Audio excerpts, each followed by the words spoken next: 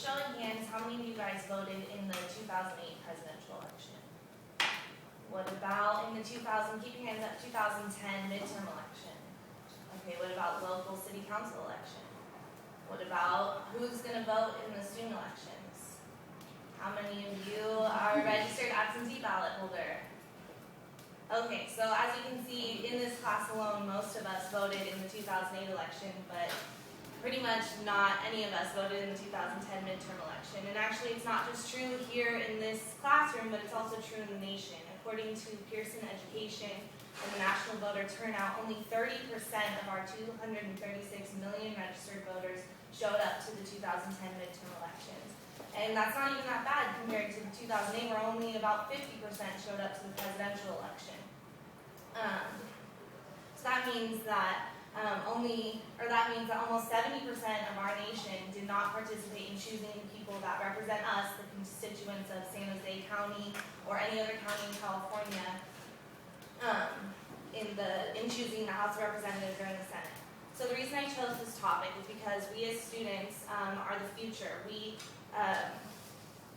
shape the decisions that can be made, and so then voting is one of the most important things that were given to us as a democracy. Journalist Stanley Fish from the New York Times states that a vote expresses pretty much everything a voter thinks about an issue and every risk he takes by declaring himself. So with this speech, I'm going to guide you through it by using a current event, the one I just talked about, the 2010 midterm election.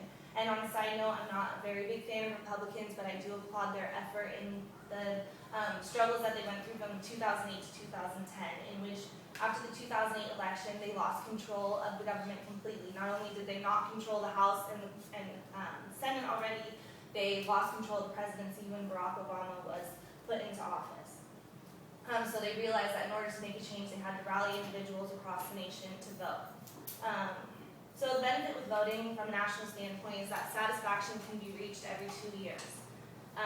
Between the two elections, once people recognize a problem, they understand that it can be fixed. So between the two elections from 2008 to 2010, Republicans realized that they had to gain back control, and they made the nation aware of that. And even though 30% of the people in the nation voted, they still were able to do that.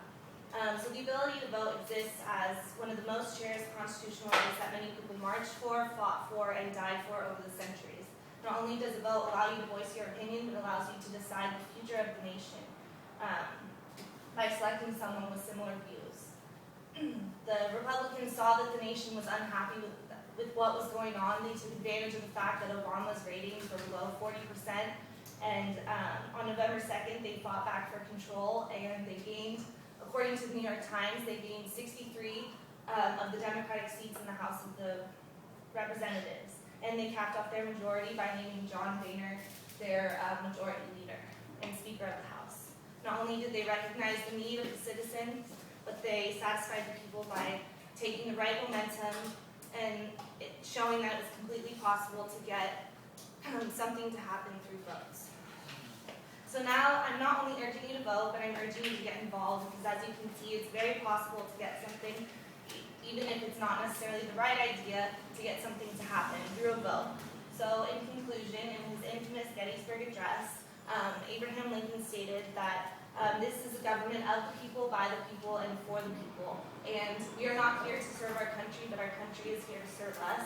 And if we as students, as citizens, and as the future don't decide and don't take time in voting for our country, then our country can't serve us.